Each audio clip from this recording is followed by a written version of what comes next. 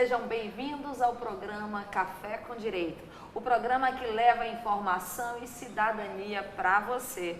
Falando em cidadania, a gente precisa conhecer mais um certo mercado, o mercado de construção civil. O que é que o direito tem a ver com construção civil? E eu digo a você, tudo. Agora, será se a gente sabe os nossos direitos? Será se a gente conhece se existe norma, se existe lei, se existe segurança para nós que somos usuários, somos proprietários de imóveis? Pois é, essas dúvidas a gente vai tirar porque eu fui buscar alguém especialista nesse assunto, que é a doutora Marta Maia, que ela é bacharel em Direito, por isso o tema envolvendo, ela é arquiteta e urbanista e professora da Universidade Maurício de Nassau. Marta, seja muito bem-vinda ao programa Café com Direito.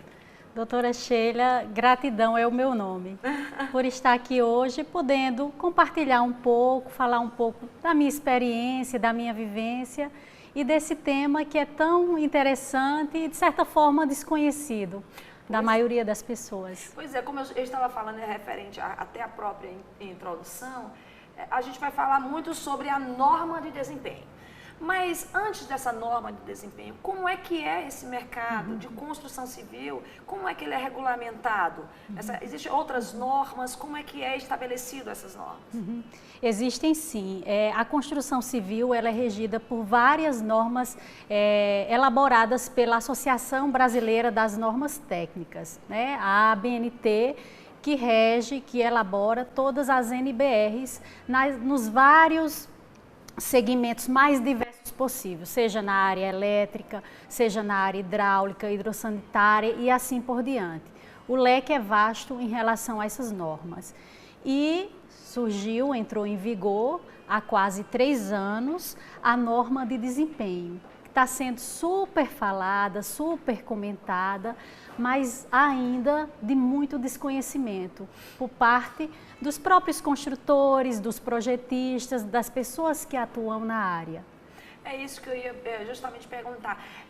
Qual é a delimitação da norma técnica? Até quais são as pessoas que são envolvidas e têm a responsabilidade de conhecer? Claro, todo cidadão deveria, mas quem são as pessoas técnicas que têm que se envolver com a norma de desempenho? Tá. Essa sua pergunta é muito interessante, Sheila, porque quando nós falamos quem são os responsáveis, digamos assim, que estariam contemplados pela norma de desempenho, o leque é amplo, o setor da construção civil é muito amplo. Então, envolvem pelo menos 5 responsáveis.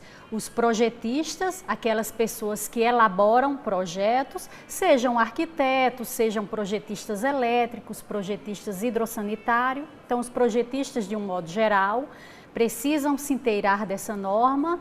Os construtores também, obviamente, porque eles que vão executar os projetos feitos por essas outras pessoas. Os incorporadores, quando houver essa figura.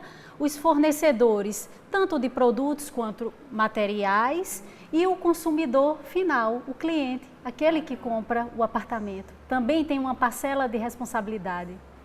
Olha aí, tá vendo? Por isso o programa é feito para você. A gente vai ter que entrar nos detalhes e aí muita atenção e quem quiser anotar aí é bom anotar. Por exemplo, quais são as regras que estão estabelecidas nessa norma de desempenho que você considera mais relevante, né, além da questão do prazo, para as pessoas tomarem conhecimento? E aí, especificamente, não vamos para os agentes técnicos, mas para o consumidor final. Tá. A responsabilidade maior em relação a essa norma para o consumidor final é que ele vai ser o fiscal. Olha aí. Então, quando ele adquirir um imóvel, salientando que a norma de desempenho ela só será percebida para edificações habitacionais, sejam casas populares, sejam edificações de habitações unifamiliares ou de múltiplos pavimentos. Não importa se a edificação vai ter 5 andares, 15 andares, 30 andares. Então, a norma de desempenho tem que ser vista para qualquer tipo de edificação habitacional. Então, quando o consumidor final, o cliente, adquire um imóvel desse, ele é o próprio fiscal. Então, ele que vai ter que saber se a A edificação foi executada conforme os princípios e requisitos dessa norma, para poder depois vir a buscar os seus direitos. E ele é responsável pela manutenção. Então, o pós-obra fica sobre a responsabilidade dele. Se ele não executar a manutenção devida naquele imóvel, ele pode perder a garantia dada pelo construtor.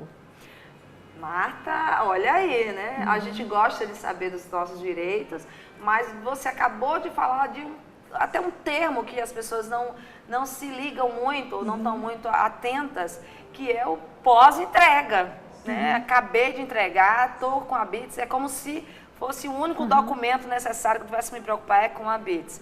Então, ele tem que abrir os olhos agora também para a questão da manutenção.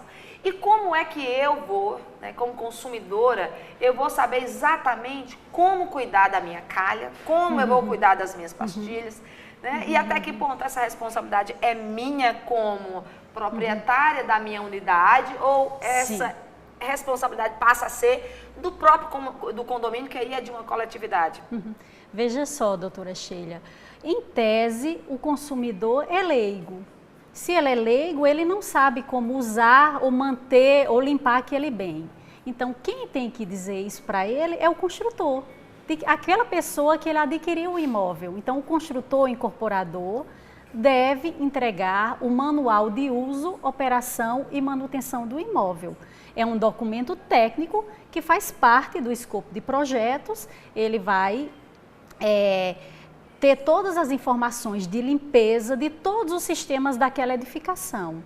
Então, esse documento técnico deve ser entregue ao final da obra para o consumidor. Então, ali vai ter todo o roteiro, toda a questão de como limpar o bem, como manter, como zelar. Então, ele tem que fazer aquilo, um roteiro, um passo a passo, com programações programadas, rotineiras, corriqueiras e seguir.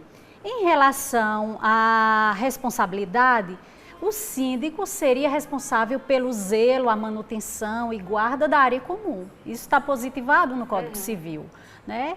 O proprietário, ele é responsável por sua unidade privativa que ele compra, mas ele é corresponsável ou responsável solidariamente pelas áreas comuns junto com o síndico. Então, ele precisa saber que ele tem essa responsabilidade no pós-obra.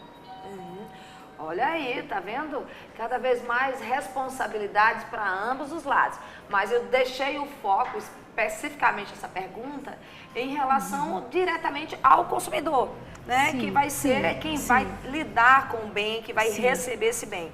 Já tem algo parecido no mercado brasileiro em relação a essa responsabilidade? Civil, eu creio que sim, mas eu estou falando dessa responsabilidade de ter esse cuidado da responsabilidade com o manual? Não, na verdade, a norma de desempenho ela é a primeira norma que delega a responsabilidade por um interveniente que não faz parte ali do projeto, né? Do processo, digamos assim. Ele não projetou aquele bem, aquele imóvel, aquela edificação, ele não fez parte do projeto de execução, mas agora ele vai ter que assumir o pós-obra, né?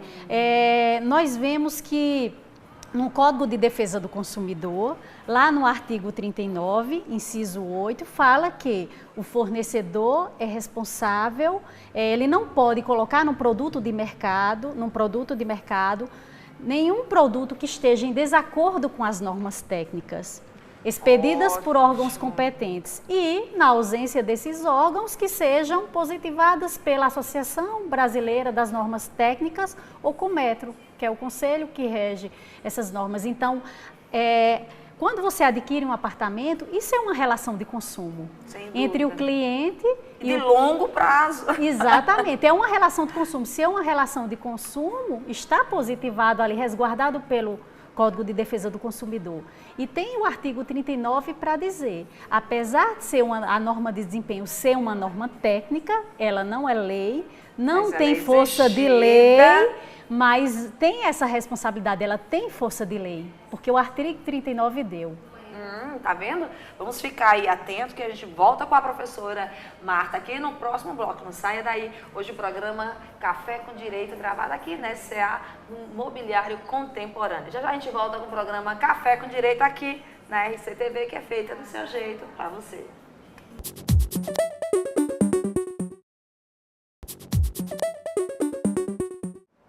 Estamos de volta com o programa Café com Direito e o tema é construção civil. Se liga aí, construtores e também você que é um consumidor desse mercado.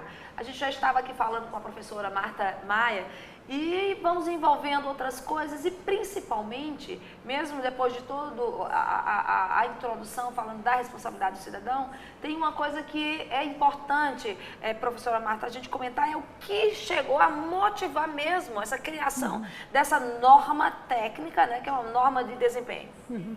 Eu vou, antes de responder sua pergunta, só explicar um pouquinho para que as pessoas entendam o que é desempenho, né? Desempenho, a tradução do inglês, vem de performance, e performance é resultado. Então, a norma de desempenho, ela visa, sobretudo, o resultado, o fim. Então, ela não se preocupa com o meio. Não importa o sistema construtivo que você vá, por exemplo, edificar a sua habitação, desde que, ao final, na conclusão dessa edificação, você consiga atender o desempenho, os critérios e os requisitos da norma. Então, já se falava desempenho na Europa desde da Segunda Guerra Mundial. No Brasil, esse conceito foi introduzido ali pelo ano de 1975, mas a norma ela começou a ser pensada no início de 2000. Justamente porque os órgãos habitacionais que financiavam, por exemplo, a Caixa Econômica Federal, estavam financiando imóveis que não estavam tendo um critério, um rigor em relação à sua construção. Perceba que uma pessoa que adquire um imóvel desse financiado vai passar quase que a vida toda, doutora Sheila, pagando um imóvel 25, 30 anos. E com 7, 8, 10 anos, esse imóvel já apresentava manifestações patológicas, por uso de materiais indevidos, talvez por falta de má execução, erros de projeto. Então, a Caixa, motivada nessa busca pela qualidade das edificações, quis, junto com a ABNT, elaborar uma norma que regesse isso. Então, essa norma vem sendo pensada há quase 15 anos. Ela teve, inicialmente, uma primeira revisão da norma. Essa exigibilidade foi suspensa por 2 anos, essa norma não entrou em vigor. Foram feitas várias consultas públicas, várias revisões e, de fato, no dia 19/7/2013, portanto, há quase 3 anos, ela entrou em vigor. Então, olha, essa data que você falou aí, que eu quero que você repita, porque é importante para quem comprou, né, um imóvel que está em construção, qual é o termo, qual é a data que ela entrou em vigor? Exatamente. A data que a norma entrou em vigor foi no dia 19 de julho de 2013. Então, olha aí, vão completar quase 3 anos agora em julho.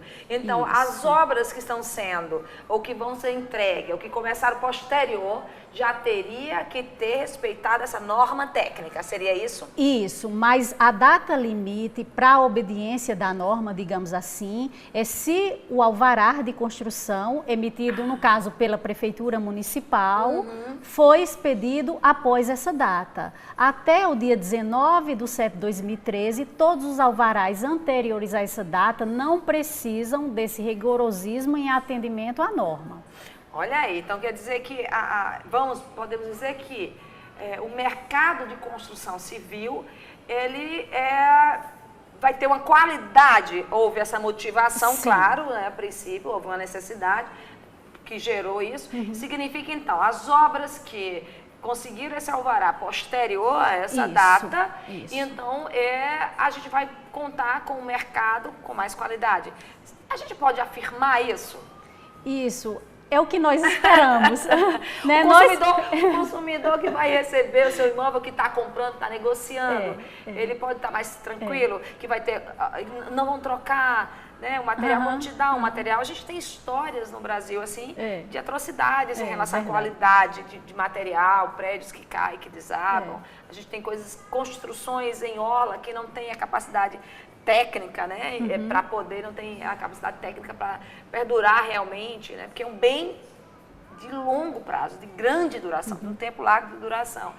Como é que está o nosso mercado em relação a isso? Qual foi a reação, o que se esperar, como é que eles estão reagindo? Você tocou num ponto super interessante, doutora Sheila.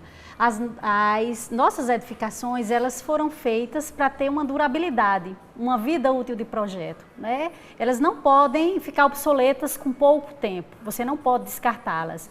Então, eu costumo dizer, pelo menos em minhas aulas, minhas palestras que eu tenho ministrado sobre o assunto, que o tripé que impulsiona o conceito de desempenho é justamente projeto, execução e manutenção. Então, é preciso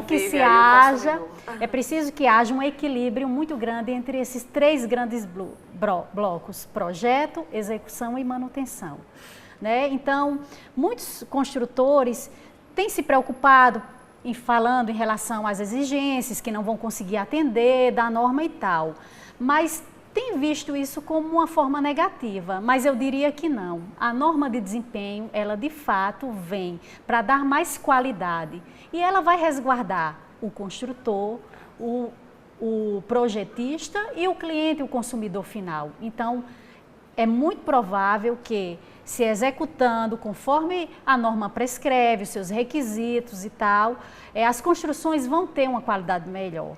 Lógico que isso é algo que é a longo prazo, né? Porque até o próprio processo de construção, sim. Ele da tua área, ele deve, uma construção de um prédio, normalmente 3 a 4 anos. 36 meses, dependendo do tipo do empreendimento, né? Então, assim, são muitas pessoas que estão envolvidas no setor, o tempo também é longo, mas todos dizem ser uma mudança longa, gradual, mas irreversível. Isso então, é bom. É uma questão de que o mercado está ficando mais exigente e aí temos que fornecer qualidade. Com certeza. E a gente espera que o mercado de João Pessoa, né, atenda isso. Nós falamos no primeiro bloco sobre a responsabilidade nesse tripé que você menciona aí, que é essencial, né, para que dê certo a norma de desempenho, da responsabilidade do consumidor, da manutenção, do cuidado dessa responsabilidade que ele tem, né, para não ser ele o responsabilidade por ter dado causa à patologia. Mas e aí? Qual é a restrição e qual é a amplitude da responsabilidade do construtor e do caso do projetista, ou até, quiçá, da fábrica, né, dos fornecedores dos produtos que irão para a obra? Nós usamos corriqueiramente o termo responsabilidade, mas no direito o termo específico seria incumbência dos intervenientes, porque a norma é uma norma, não é lei. Se fosse lei, seria responsabilidades, mas como é mais comum, a gente acaba falando em responsabilidades. O construtor, ele tem a responsabilidade de elaborar o manual de uso, operação e manutenção. Já falamos sobre então, essa é a responsabilidade da construtora. Uma das responsabilidades, doutora Sheila, porque a outra responsabilidade é ele determinar e especificar, junto com o projetista, os níveis de desempenho. A norma, ela pede 3 níveis de desempenho. Você pode atender os critérios no nível mínimo, intermediário e superior. Desses, ele tem que atender o nível mínimo. O intermediário e superior não são, digamos, não tem caráter obrigatório, normativo, mas sim informativo. A pessoa o construtor vai atender dependendo da necessidade de um cliente diferenciado. Ou do mercado que ele queira atingir. Ele vai pegar um mercado mais exigente, eu vou dar um produto com a maior qualidade para esse mercado, eu tenho que atender, então, um terceiro nível. E se eu prometer... Porque é isso que é interessante, você falou, porque normalmente ela, quando vai vender, ela promete alto padrão de qualidade. Agora, o consumidor já vai ter aí toda uma norma de desempenho, né? Toda essa discriminação, item por item, do que é realmente qualidade e de desempenho. Né? Então, a gente vai ter que fazer um breve intervalo, mas a gente vai retornar no próximo bloco. E aí, professora, que a senhora esmiúce mais, né? Porque até então, nesse tripé, a gente só falou mesmo da construtora, do construtor. E a gente vai continuar aqui no programa Café com Direito, conhecendo mais um pouquinho sobre a responsabilidade, quem é responsável referente à norma de desempenho. Já já a gente retorna com o programa Café com Direito.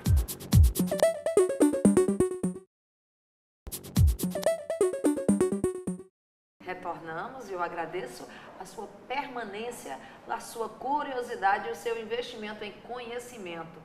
E a gente vai retornar aqui com um tema que é a norma de desempenho na construção civil. E a professora Marta, no segundo bloco, já estava desenvolvendo a questão e deixando muito clara a responsabilidade do construtor diante desse tripé, né? E aí a gente já passa para o segundo membro do tripé, que seria os projetistas. Os projetistas agora têm uma responsabilidade muito importante em relação, porque eles vão ter que ser responsáveis pela vida útil desse projeto. O quanto esse projeto que ele está elaborando, que ele está assinando, atestando, por quanto ele vai durar. Então, além disso, o projetista tem que especificar os materiais adequadamente. Só que para isso, ele tem que se socorrer dos fornecedores de material.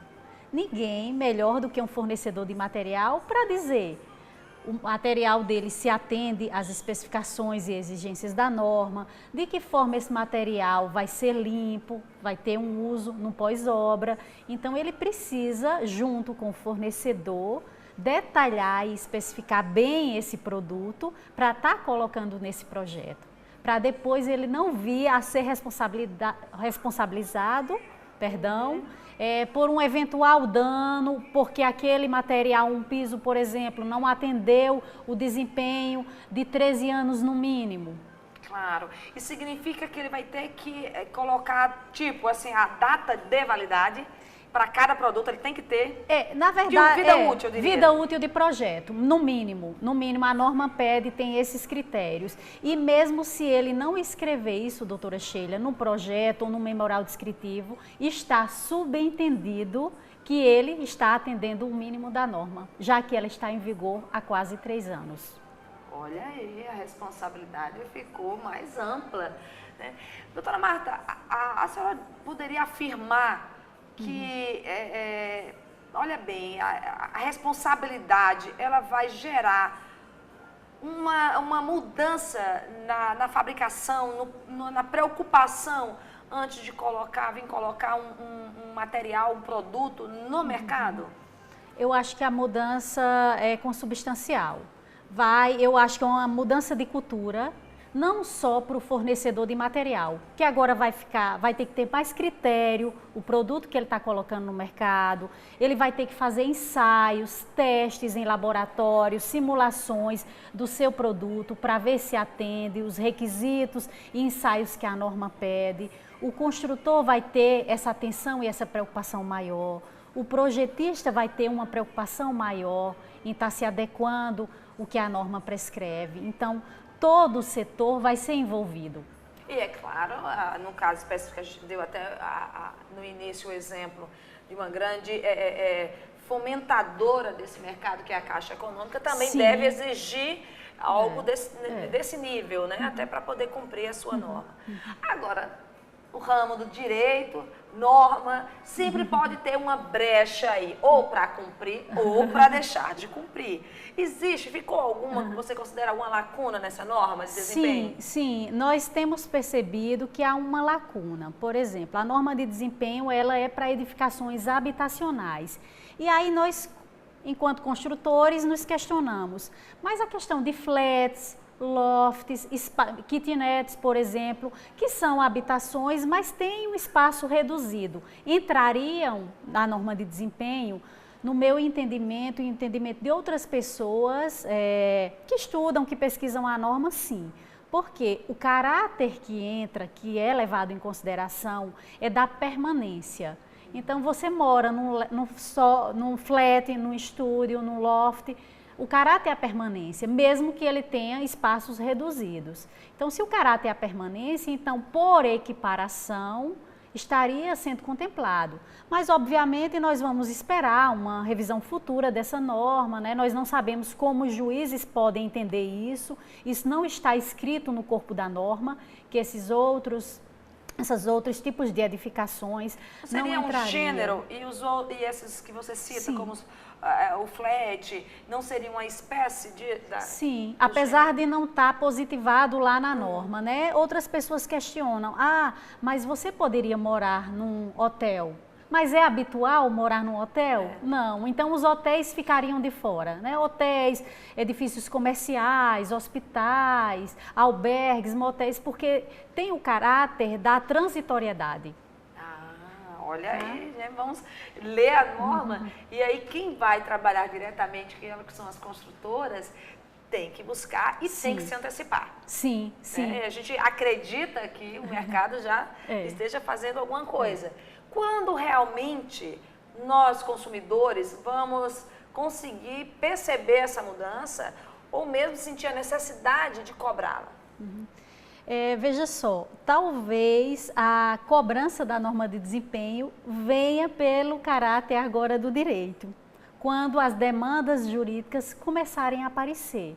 Se os consumidores forem mais esclarecidos, souberem dos seus direitos, que existe uma norma de desempenho que deveria estar sendo cumprida e de repente um construtor não atende essa construção a contento e tal. Então, quando começarem a aparecer as demandas jurídicas em relação a essa norma, talvez a gente consiga ver aí alguma jurisprudência nesse aspecto, né?